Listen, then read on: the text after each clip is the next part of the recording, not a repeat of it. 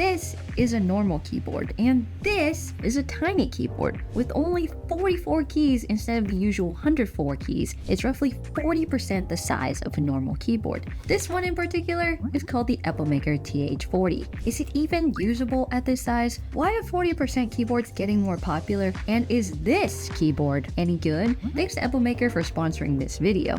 So, is it hard to use a 40% keyboard? You don't have a lot of keys, which does make it harder to use. I mean, where's the question mark? Where are the arrow keys? On the bright side, you have more room to move your mouse, place a notepad on your desk, or even set your water bottle down, set your phone down. You got a lot more desk room, but it does come with a few major drawbacks. For one, you remove the number row, the number pad, the navigation cluster, the F row, the arrow keys. Pretty much you lose a bunch of keys. And to top it all off, the question mark key is on the left side. But don't worry, we'll figure that out later. So it's a lot of changes, a lot of differences from your keyboard to this keyboard. And for most people, the extra desk space you get isn't really worth it. Well, until recently. Why until recently? Well, small keyboards like this have slowly become more popular. Before, it was just a tiny group of hardcore enthusiasts who used them, but now more normal people have started using them. Normal people like me. Well, I'm not really normal. I've tested hundreds of keyboards over the past couple years, and I'm a bit of a keyboard addict myself. But 40% keyboards have become more accessible now than ever for a couple of reasons. Tiny keyboards are typically more expensive than normal keyboards, even though they're smaller and require less parts to make. It makes no sense. They're more expensive because they're made in limited runs for group buys. Not a lot of demand, not a lot of supply. Another downside, group buys often take several months to get shipped to the buyer after they pay. But this one, the TH40, comes in stock and ready to go. Now, Amazon only has two 40% keyboards, TH40 and Coolertron. Yeah, I'm gonna say this one's better. I've used it for a few weeks now, and I've got a lot to say about this keyboard and this layout. Now, I do have a few problems, but we'll get into that later. We'll also compare it to this keyboard, one that I think is a lot easier to get used to, but also comes with drawbacks too. After these couple of weeks, did I get good at using this keyboard, and was it worth it? Oh, did I mention that this thing sounds surprisingly good? So the Epomaker TH40 keyboard comes in a simple box. And what's that right here? A strap? Inside the box, you get a keyboard, and it looks pretty cool. You also get the normal accessories, such as a braided cable, a few extra switches, which, by the way, are super cool, and I want to talk about this later, and the wireless dongle. So yeah, this keyboard can connect wirelessly, which is basically a requirement when you have a keyboard this small. So you can take it on the go. This thing might fit into your pocket. Not my pocket, but your pocket. So first impressions right out of the box, I think the keyboard looks really good. There's something elegant about a compact keyboard, and the double space bar adds a unique look that you normally never see. It has a strap on the side similar to the Wu-Tang 60HE. It doesn't really serve a function besides this or this. Now, if you're not a fan of it, you can remove the strap with a flathead screwdriver and toss it to the side, although the strap holder will still be here. But overall, the case design is super simple. You've got nothing crazy going on. It's basically a rectangle, a few simple curves here and there, and a tiny zebra-themed plate on the back. Now, I secretly wish the plate would be a pop-off that would reveal a hidden dongle holder for this guy, but it doesn't. The case is all plastic, it comes with a gasket mount, polycarbonate plate, and it makes it more soft and bouncy for a better typing feel and to make it sound better, but it doesn't work. You do have to press down really hard on the keyboard to see any flex at all. So it's not the best implementation on this keyboard. On the top left of the keyboard is a toggle for wired, 2.4, and Bluetooth, and you've got some kick-up feet on the back as well. And there are 3 indicator lights on the top right for caps lock, Windows lock, and connectivity. So you got a red light for Bluetooth, blue is for 2.4G, and nothing for wired. The keycaps here are die sub PBT, which means basically that they're stained black with white legends. There's also some yellow keycaps, also die sub, and it looks a little mustard yellow here. The color is a little muted, and the yellow has a slightly brownish hue to it, but I don't hate it. I think it looks good. The profile of the keycaps are cherry profile, so it's slightly lower than OEM, which is a little more aggressive, and they're more comfortable to type on, in my opinion. The keyboard is compatible with Mac and Windows, but not Linux. I repeat, not Linux. I didn't forget about you this time. Never again will I forget about the two of you that also use Linux. But this keyboard does not come with Mac keycaps, only Windows, even though it works with both. A spacebar is split with an FN key in the middle. Now this may seem strange at first, but it serves a really important purpose. With the FN key in the middle, you can easily switch between layers by pressing on it with either thumb while typing. On a normal keyboard, the FN really isn't used and it's placed right out of the way near the Alt and Control, but on this keyboard, you'll be using it a lot to access the lower layers. It does take a little bit of time to get used to not hitting the FN while pressing spacebar, so there's a learning curve, but you'll get used to it. It doesn't take that long. I've been using the TH40 for a few weeks now, and I gotta say, it's been easier to get used to than I expected. It's a lot simpler than other 40% keyboards that I've tried in the past for a couple reasons. For one, this keyboard keeps the staggered layout that we're all used to, so the keys aren't perfectly aligned with each other. For whatever reason, when most companies try to make 40% keyboards, they make them way stranger than they need to be and much harder to use. A common example of this are 40% keyboards with ortholinear layouts. Ortholinear layouts align the keys like a chessboard. This makes it challenging to get used to and feels a little painful to type on in my experience. Some people say ortholinear keyboards are more efficient to type on, but when I tried this layout, it was a lot harder to use, and I always press the wrong keys because I'm used to my muscle memory. So when you're switching to a new layout like 40%, you want to keep a lot of the things the same and just change the layout. So I like that they keep this staggered. It makes it much easier to get used to. Another problem I've experienced with 40% keyboards in the past is that they lack software, and it made it really difficult to remap keys and remember where the keys are, and my learning process was so slow, and I was frustrated. A TH40 is compatible with VIA, a browser software that's easy-ish to use once you know how to use it, and I'll go over how to do this later. The best part is you can load it into your browser without downloading any suspicious or bloated software. VIA is non-negotiable if you want to use a 40% keyboard. Another benefit, the TH40 comes pre-assembled. You don't have to build anything. Other 40% keyboards will come bare bones with no switches, no keycaps, no stabilizers. It means you need to buy all the parts separately, and then when they arrive, you gotta put it together yourself. Now, if you enjoy that, go for it, more power to you. But it makes it a lot harder for normal people who just wanna pick up a 40% and try it out. The TH40 comes in at $79.99 with free shipping and comes fully assembled, putting it at a similar price point than the Coolertron, just $3 more expensive, and it's really affordable compared to other keyboards. You can get same-day shipping if you order through Amazon and live in the US, which I do highly recommend you do compared to the Epomaker website, which has had a lot of customer support problems lately. If you get it on Amazon and it comes to your door and it doesn't work, well, you can take advantage of their return policy and their customer support. It's really unfortunate that it's come to this, but Epomaker does offer a lot of unique layouts for really affordable prices that you can't get elsewhere, such as this keyboard. But yeah, if you buy from them, it's up to you to make that decision. Buy at your own risk.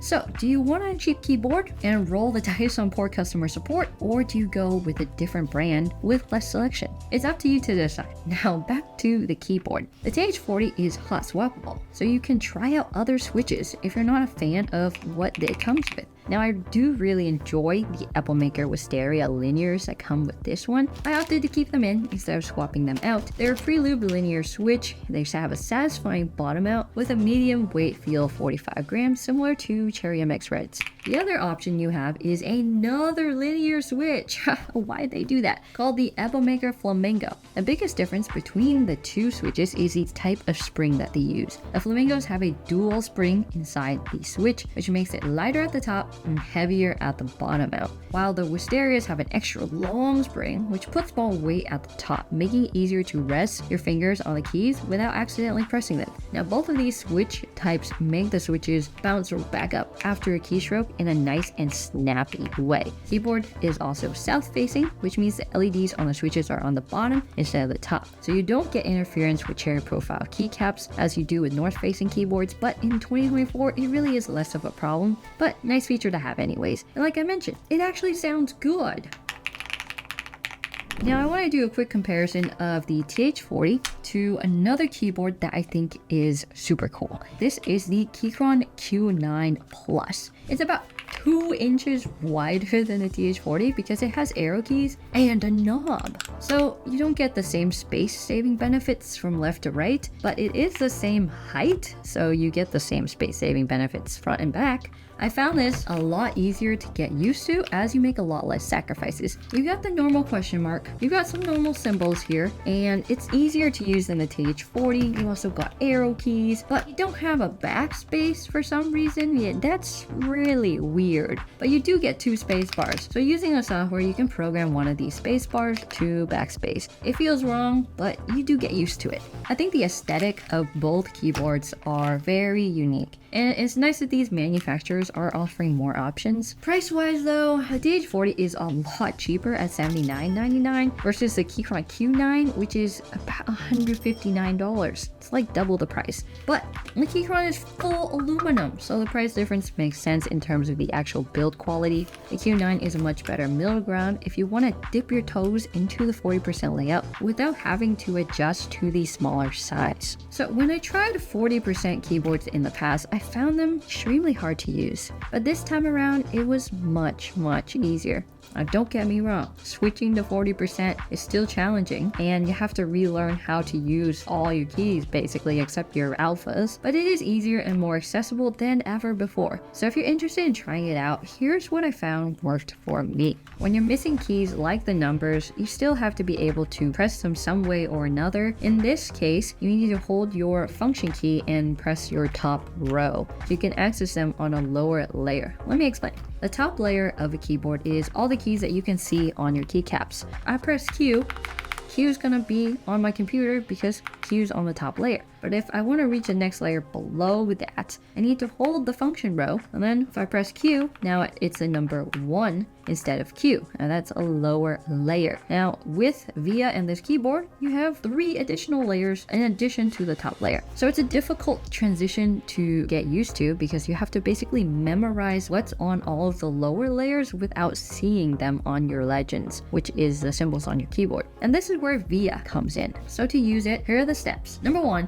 you need to download the Epomaker TH40 JSON file on their website. Number 2, go to caniusevia.com. 3, authorize your device, go to the settings tab, turn on fast key remapping, and turn on the show design tab. Go to the tab with the paintbrush, turn on use v2 definitions, and load the JSON file you downloaded earlier. And now you should be able to look at each layer and remap the keys as you see fit. So for the first few weeks that you use this, you'll want to keep this tab open at all times to reference where the keys are located on the lower layers and to adjust them if you see fit. If you find yourself using like the apostrophe all the time, or the question mark, or the dash, and you want to put this in a place where you're always using it, then put it somewhere and then try to remember that through muscle memory. With 2 space bars, you can also remap one of them to access the 3rd layer for more options. But I definitely found it difficult to get used to at first. I noticed a huge drop in productivity and words per minute. I went from 130 to about 30 with symbols like question mark, dash, apostrophe, commas, and all that stuff.